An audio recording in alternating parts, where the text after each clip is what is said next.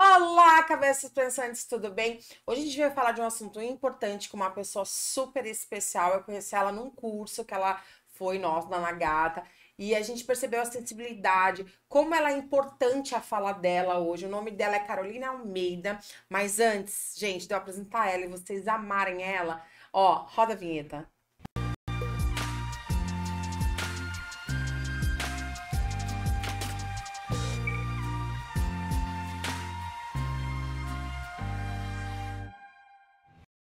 Sim!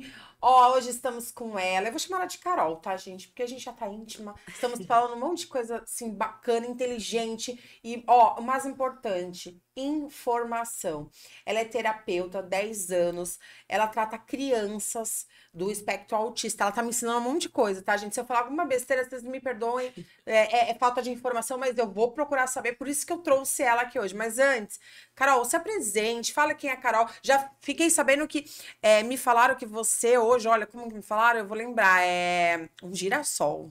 Ai, que eu tenho girassóis tatuados. Ah, tá vendo? Nem Então dá sabia. pra ver. Mas me conte, quem é a Carol? Bom, eu sou. Primeiro, obrigada pelo convite. É um prazer estar aqui, falar sobre o que a gente vai conversar um pouco, sobre minha profissão, sobre a terapia ocupacional, Sim. sobre o transtorno do espectro do autismo. Mas, bom, eu tenho 30 anos, eu me formei em terapia ocupacional há 10 anos, aqui em Santos, na Unifesp, né, que é uma faculdade federal que tem Olha, aqui. gente, Santos, eu tô trazendo um monte de gente daqui falando super bem dos estudos de Santos. Olha que legal. Então, mais uma Nossa, pessoa é uma que, faculdade super importante que aqui, a universidade. enaltece. Olha que importante. Sim, é uma Universidade Federal de São Paulo, né? Antes ficava só medicina em São Paulo, agora tem outros cursos aqui. Inclusive, eu tô lá fazendo mestrado agora, né? Fiquei sabendo Então, que você é super sim, estudiosa. agora eu tô no mestrado. E sempre, desde a minha formação, trabalhei com crianças com autismo. Eu sempre trabalhei só com criança, mas principalmente com crianças diagnosticadas com transtorno espectro autismo. Então, é 10 anos trabalhando com essas famílias, com essas crianças. E aí, além disso, passei um ano fora, morei um ano fora para aprender inglês, fiquei um ano na Austrália, voltei para o Brasil. E, de novo, me aproximei também, né, dessa prática das crianças com autismo. E tô até hoje, né? Mas agora com o meu consultório, que aí é uma perspectiva diferente É, do de empreender, antes. né, Carol? Vamos lá. Você saiu de um modelo tradicional ali, de uma empresa com segurança. É, por que essa mudança? Objetivo, cultura, brand, a sua marca? O que que te levou a falar, não, eu posso seguir sozinha, eu vou ter coragem de seguir sozinha, porque empreender é uma arte. Me conte, como foi essa transição, Carol? Terapia. Terapia. Façam terapia. Não, acho que assim, eu sempre quis ter meu consultório, né? Mas assim, tem muitas pessoas que te dizem, não, isso não dá certo, você vai fechar, não vai ter paciente. Eu sempre tive esse medo, né? Então eu falava, tudo bem, eu preciso então de prática profissional, clínica ali, para depois eu abrir o meu consultório. Eu acho que é importante também a gente ver como funciona, pra gente ver o que a gente quer adotar para o nosso negócio, né, para o nosso Ser empreendedorismo ou humilde para não. aprender, né? Isso, eu acho isso Eu, importante. eu falo muito que a gente não precisa ser o primeiro, mas a gente precisa ser o melhor que a gente pode. Porque hoje todo mundo copia tudo, né, Carol? Sim, ainda mais com a internet, né? Não tem Tudo. muito, ai, nossa, você é criativa. Que seja isso, que tenha uma criatividade, né? Mas assim, é legal essa sua humildade de falar que primeiro você foi aprender. Sim. E eu acho isso importante. A gente primeiro aprender, ver como que tá o mercado ali, né? E depois você ir pro seu negócio, pro seu consultório. No meu, no caso, consultório, né? Mas uma coisa que meus pais sempre falaram, meu, tem o seu próprio negócio, você consegue. Mas eu sempre me senti, ai, não acho que eu não vou conseguir, acho que não vai dar certo. E é verdade, assim, foi a terapia que eu fui amadurecendo isso. Eu fui tendo outras propostas de trabalho, eu fui vendo o quanto que eu conseguia ensinar, né? Eu era coordenadora de uma rede de clínicas com 90 profissionais, terapeutas ocupacionais. E eu ensinando elas e vendo o quanto eu conseguia ensinar e passar meu conhecimento, que a gente sempre acha que é menos, né? Eu vi que não, que era muito bom. E eu acho que a grande virada de chave, assim, foi quando eu fui para o Chile numa imersão, né, de integração sensorial e autismo, que é uma área que eu atuo. E tinha umas 60 brasileiras ali numa imersão que a gente estava vivenciando. E eu percebi que eu tava ensinando, de repente, as meninas ali. E eu falei, nossa, mas elas são de outros estados. Algumas eram do norte, nordeste, assim, o Brasil todo, né? Tinha pessoas.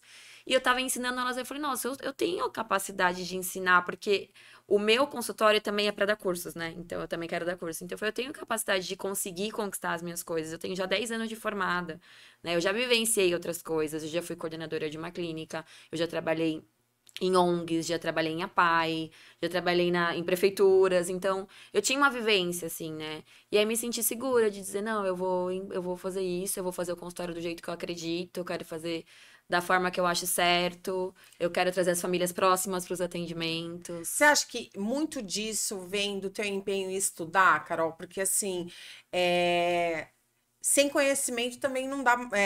Por exemplo, você foi nessa imersão e você entender que você tinha o que a mais que as outras, você acha que é muito seu empenho de estudar, de estar atualizada, Sim. de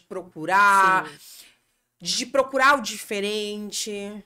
Sim, eu sempre fui muito estudiosa, né? Muito estudiosa. Eu tive o privilégio de fazer escola particular. Eu sou de São Paulo, né? Então eu fiz lá, na Zona Leste. E aí, quando eu vim pra cá, fui fazer a Universidade Federal de São Paulo também, que é uma faculdade que exige muito da gente, né? Mas sempre meu pai falou que eu tinha que ser a melhor no que eu fosse fazer na minha vida. Então, você quer ser médica, você tem que ser melhor. Você quer ser terapeuta, você tem que ser melhor. Então, pra eu ser melhor, eu tinha que sempre buscar estudos. Então, Sim. eu sempre fiz muito curso. Inclusive, eu fui convidada a ser coordenadora porque eu fiz uma certificação internacional na área de integração sensorial. Então, eu sempre, né, busquei e até hoje busco muito conhecimento. A gente tem que estar sempre se atualizando, não só para nós, como algo de, né, assim, vamos dizer, de ego, mas porque as famílias precisam desses conhecimentos Sim. atualizados, as crianças precisam disso atualizado e hoje em dia com a internet as coisas É. chegam muito melhor. Você entende que foi amor à primeira vista? Essas crianças? Olha, eu sempre quis trabalhar com criança. Eu sempre, assim, de adolescente tinha criança na minha família, eu tinha uma proximidade. Me falou, você gosta de criança? E aí eu sempre fui, quando eu entrei na terapia ocupacional falando, eu vou trabalhar com criança. E eu queria com autismo, mas assim, eu ficava, por que que eu quero com autismo? Né, depois de muito entender, o autismo é um ponto de interrogação porque a gente não sabe a causa. Sim. E é um ponto de interrogação porque como a gente estava conversando antes, não tem um fenótipo, né? Algo que a gente vê na rua, a gente não identifica. Como outras crianças com paralisia cerebral, síndrome de Down. E eu falava, meu, essas famílias precisam de alguém que olhe elas de uma perspectiva diferente, né? E hoje em dia, no mercado, as pessoas não têm esse... Assim, não todos, mas a maioria não tem um acolhimento com a família. Eu falei, então eu quero fazer minha parte diferente. E eu sempre busquei isso, trabalhar com as Não crianças e trazer tem, a assim. família. Quando eu fui convidar a Carol, gente, eu me confundi falando que ela era fisioterapeuta. E ela não nem se importou com isso. Mas eu quero me redimir aqui com a Carol no podcast e falar. Ela falou pra mim que as pessoas confundem. Sim. Mas tem as duas partes? Tem uma parte do autismo que vai pra fisioterapia? Precisa ou não? Não Tá. existe isso. Eu acho legal a gente primeiro explicar o que é terapia ocupacional, né? E aí depois eu vou Isso. falar sobre isso.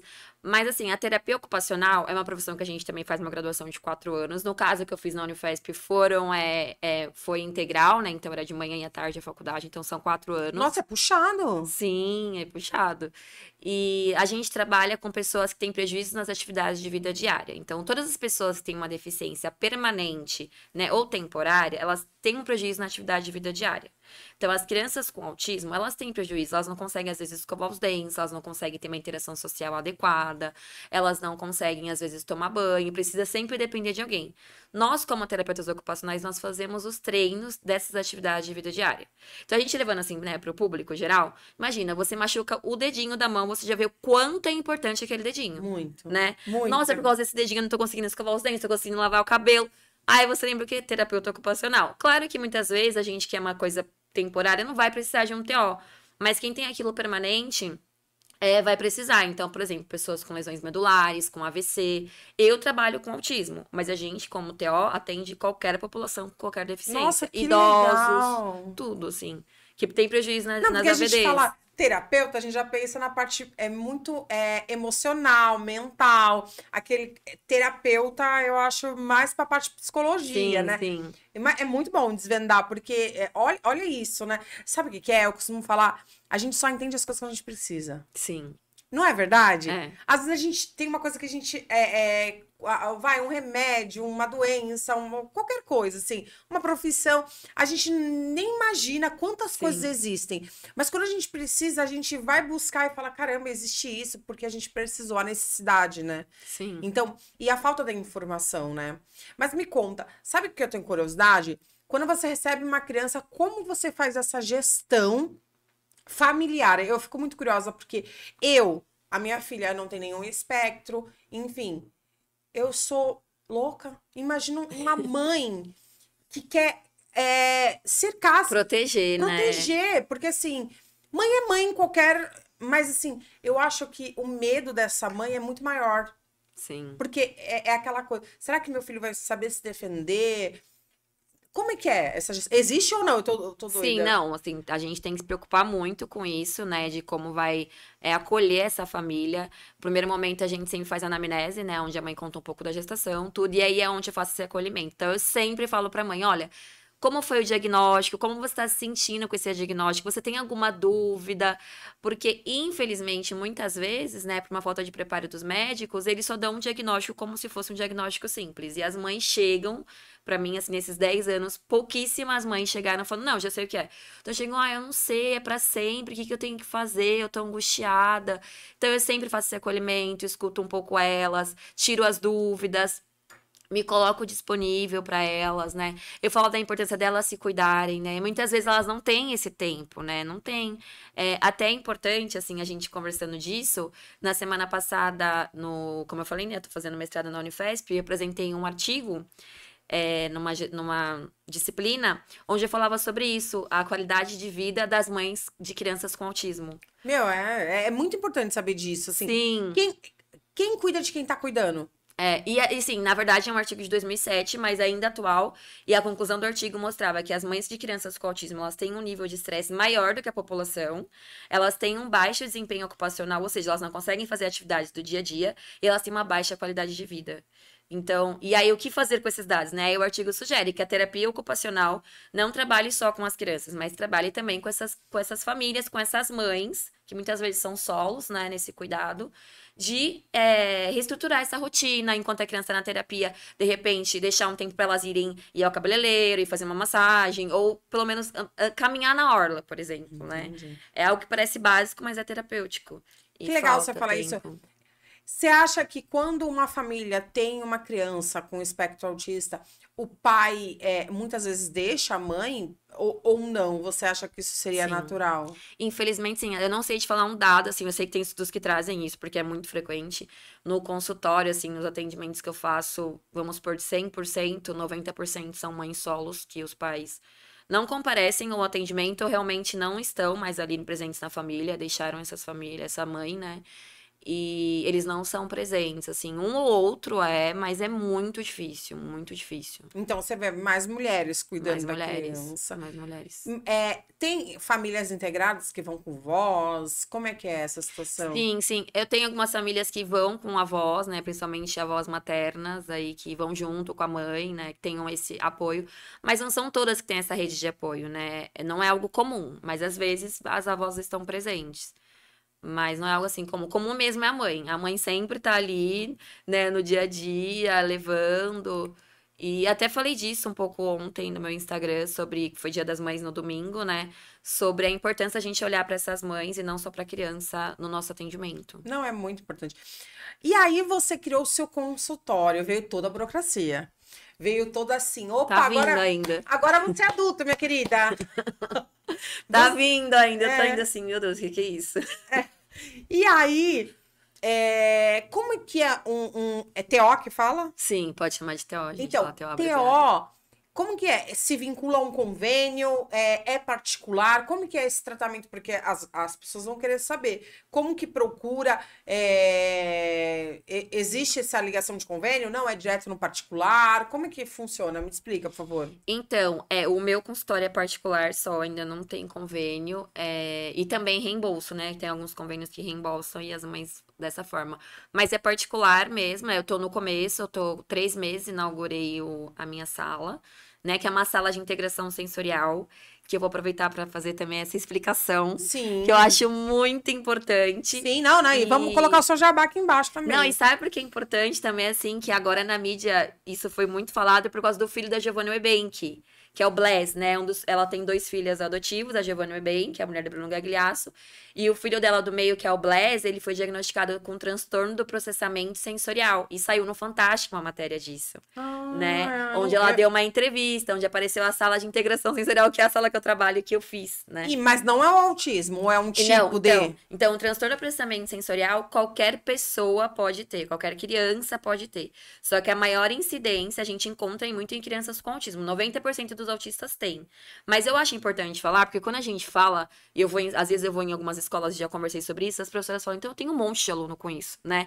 Porque o que é o transtorno do processamento sensorial? Todos nós temos uma integração sensorial. Então a gente tá aqui conversando, tem ar-condicionado, tem iluminação, a gente tá processando várias informações e reproduzindo um comportamento que é de conversar. Sim. Mas se de repente ficar muito gelado aqui, a gente vai falar, ó, Lu, abaixa um pouco o ar, né? Tá com muito frio, Sim. quer dizer, aumenta a temperatura. Então a gente tem uma resposta. A criança que recebe muita informação e não sabe como lidar com aquilo, ela tem uma resposta inadequada. Então o que pode ser a resposta inadequada? Colocar as mãos no ouvido, correr sem parar, ser uma criança que tropeça em tudo, cai frequentemente, ser uma criança que tem aversão a texturas, então ela não gosta de pegar algumas texturas, tem ânsia de vômito, ou busca muito. Por exemplo, no caso do filho da Giovanna Bank, ela relata que ele tinha aversão a algumas texturas e cheiros. Então ele falava, esse cheiro me dá nojo, eu tenho ânsia de vômito. E ela ficava, meu, o que tá acontecendo, né? E é uma alteração no sistema nervoso central. Nossa, eu tenho isso. Todo mundo acha que eu tenho isso, porque quando eu sinto certo tipo de cheiro, me dá vontade de vomitar, ou quando tá acontecendo um barulho muito forte, eu tenho que sair. Eu tenho umas coisas assim, gente. Só que aí você sabe como você sabe como você fazer. Ah, tô com um barulho muito forte, eu vou pra um lugar que não tem barulho. Isso. Imagina você escutar um barulho e muito forte e não saber o que fazer. Aí a criança se desorganiza. E são crianças típicas, sem autismo. E aí isso é confundindo muito com autismo. Ah, tem alteração sensorial, é autismo, porque coloca a mão no ouvido. Né? Que tem essa interpretação. Não. Mas conta como é a sua sala. Então, a minha sala tem equipamentos suspensos, né, que precisa... A sala de integração sensorial, ela tem uma medida de fidelidade, né, essa abordagem, ela vem dos Estados Unidos, de uma terapeuta ocupacional lá da década de 60, que projetou. Então, a gente precisa desses equipamentos para acessar esses sistemas. Então, são equipamentos suspensos, tem brinquedos, tem equipamentos com diversas texturas, tapetes sensoriais, agora tá muito na moda esse fidgets, né, então tem fidgets, tem piscina de bolinha, tem escalada, então tudo para as crianças, através das experiências sensoriais ali, melhorarem esses transtornos do processamento sensorial. Nossa, manda uma foto pra gente colocar aqui no podcast. Sim, vai ficar... outra coisa, Carol, que eu acho que é a curiosidade de muita gente. Já chegou gente lá falando que achava que o diagnóstico estava errado? Com vergonha ou com outro tipo de sentimento que você percebeu? Conta uma história, assim, pra gente, de alguma pessoa que você teve que lidar com essa questão mesmo de abrir a cabeça dela e falar, opa, não, é assim mesmo, você induzir para um caminho, assim, da informação. Sim, a maioria chega com isso. Ah, eu acho que não é, né? Porque elas alegam assim, o médico nem viu ele direito, eu acho que não é. Então, assim, eu sempre falo para as mães, sem antes eu, de fato, avaliar a criança, eu falo, olha, o diagnóstico, ele é um ponto de partida, ele não vai definir o seu filho. Quando a gente quer entender esse é só pra gente saber como vai ser o tratamento. A gente precisa saber como ele aprende, e o cérebro da criança autista é diferente. Então, isso não vai definir o seu filho, eu vou avaliar, eu vou observar, eu não posso dar diagnóstico, só ao médico, mas eu posso escrever relatórios pro médico, que ele entenda que eu tô querendo entender, né, que é autista. Então, eu sempre faço esse acolhimento com as mães de dizer, olha, isso não vai definir, isso é só o ponto de partida. Explico muito bem para elas as possibilidades de prognóstico, de evolução no tratamento e dou esse acolhimento. Mas ainda tem muitas mães que ficam ainda, mas eu ainda acho que não é. Mas com o passar do tempo, elas vão vivenciando coisas que elas vão entendendo que ele tem uma necessidade e uma forma diferente de aprender. Entendi. E você também falou que são diferentes aspectos no mesmo diagnóstico, né? Não é porque um faz de um jeito, o outro vai fazer do outro. Isso. Desde 2013, né, o nome era autismo, passou a ser transtorno do espectro do autista. Por quê? Porque a gente as pesquisas começaram a perceber, né, entender que a criança com autismo, por mais que ela tenha, a gente sabe que são 3 prejuízos aí na comunicação, na interação social e no comportamento, mas que numa mesma área pode ser diversas formas de prejuízo. Então, por exemplo, na comunicação, tem crianças que não falam nada, tem crianças que têm a fala, mas não têm função, tem crianças com falas ecolálicas, ou seja, são falas repetitivas, então a gente fala, por exemplo, oi, tudo bem? A criança repete, oi, tudo bem? Ela não responde a pergunta. Então, é um prejuízo na comunicação de formas diferentes, por isso que é espectro. Cada criança é muito individual, não dá para comparar uma com a outra, né? Então, meu filho tem autismo, é igual o fulano de tal que é famoso e tem autismo? Não. Cada um vai ter um prejuízo diferente, uma forma de intervenção que vai se adaptar melhor. A internet ajuda ou não nesses diagnósticos? Você acha que chega muito uma pirada lá porque viu alguma coisa em alguma rede social?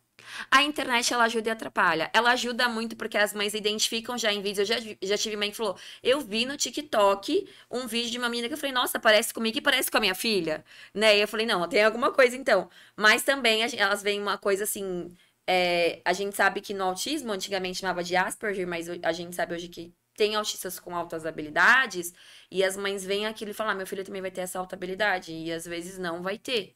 Né? Então atrapalha porque às vezes a mãe fica com muita expectativa que atinja aquilo do que aquele famoso atingiu. Entendi. Mas ajuda, assim, na maioria dos casos, porque elas conseguem ver os sintomas. E falando de internet, na sua profissão, é que nem na medicina, que pode fazer marketing ou não? Porque assim, você precisa se vender. Porque você trabalha no consultório particular.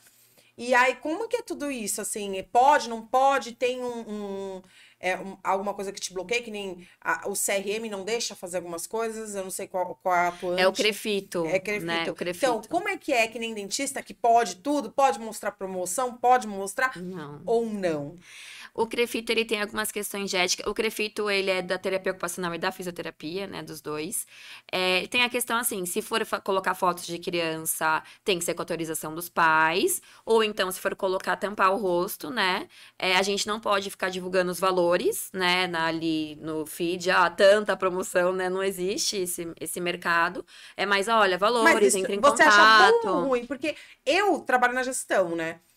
Eu acho ruim, às vezes, porque a gente trabalha com qualidade, a gente não pode falar, porque fica mais acessível. Então, tem um monte de coisa que a gente não pode vender. E, infelizmente, a gente tem que entender que a gente precisa sobreviver financeiramente. Não é um mundo maravilha. Você gostaria de trabalhar só no social, mas não dá. Sim. Você tem que comer. Você tem que pagar suas contas. Como você se vende na sua profissão? Olha, eu tenho que aprender muito ainda a me vender.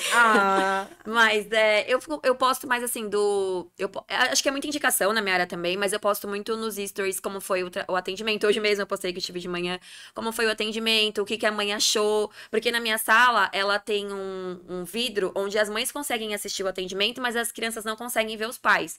Justamente porque eu penso que as mães têm que estar assistindo o que a gente está fazendo, né? Além de ter uma câmera aqui mais para segurança das crianças, não é nem por segurança de questões de entrarem na sala, porque eu também, quando aconteceu algum acidente, a mãe consegue ver, mas as mães estão sempre ali assistindo, e assim falo, se quiser pode entrar na sala, né? Mas eu posto muito isso, eu faço a propaganda sempre falando, né? Porque qualquer lugar que você vai hoje em dia, você conhece pessoas que conhecem crianças com autismo. Sim. Mas eu acho que seria bacana, mas eu entendo eles porque tem pessoas que passam da ética.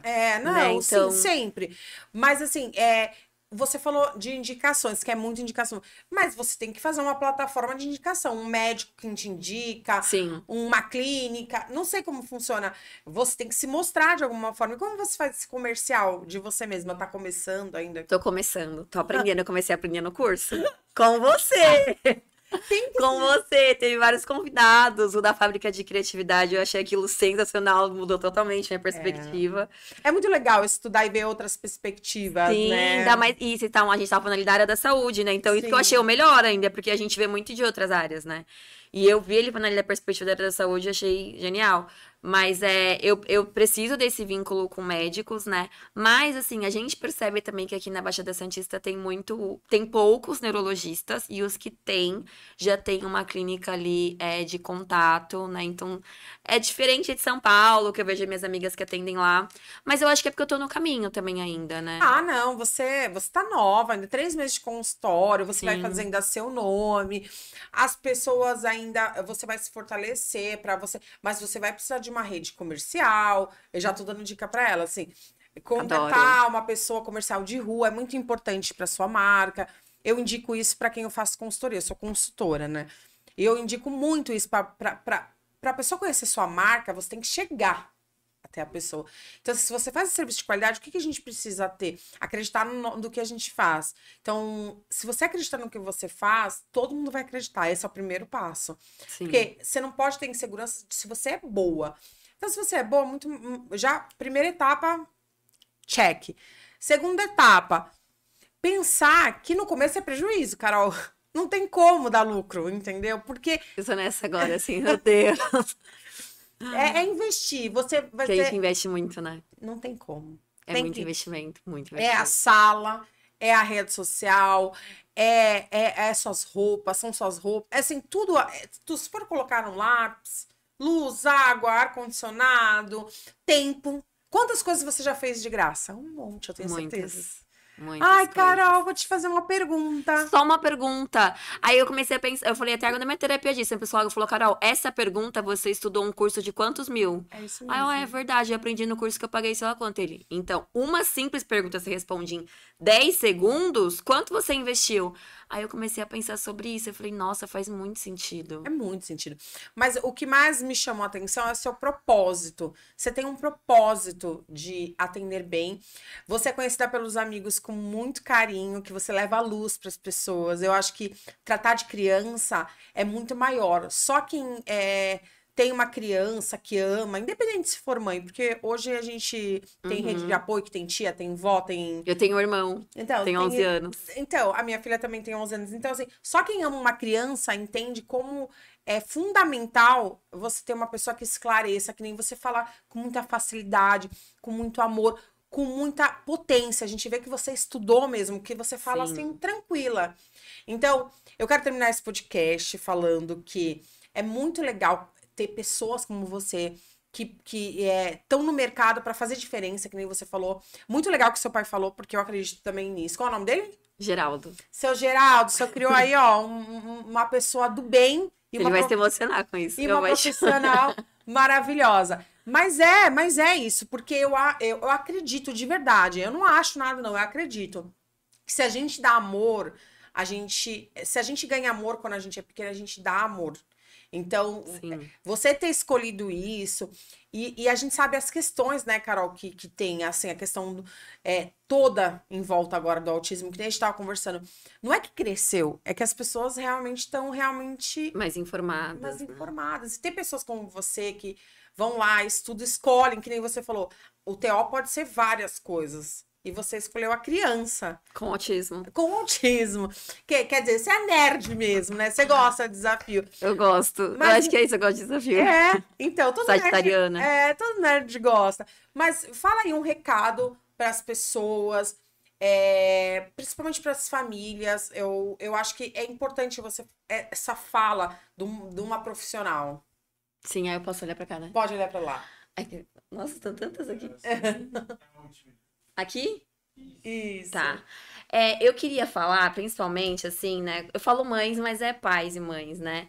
Que vocês têm que acreditar na intuição de vocês. Porque muitas vezes levam aos médicos e os médicos falam uma coisa da sua cabeça. E no final, a gente chega num diagnóstico. Então, confiem na intuição de vocês. É melhor vocês levarem para uma avaliação do que talvez não levar e aí a criança ir passando os anos e vir essas habilidades sendo comprometidas. Então, levem a médicos confiáveis, levem a terapeutas ocupacionais, psicólogos de indicação.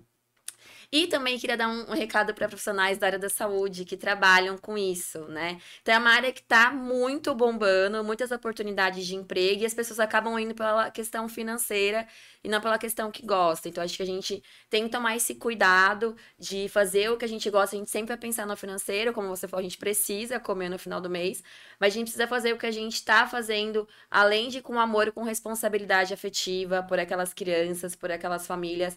Fazer um atendimento com um objetivo que, de fato, vai impactar a vida daquela família e daquela criança. Eu acho que é a principal coisa, assim, que a gente tem que pensar.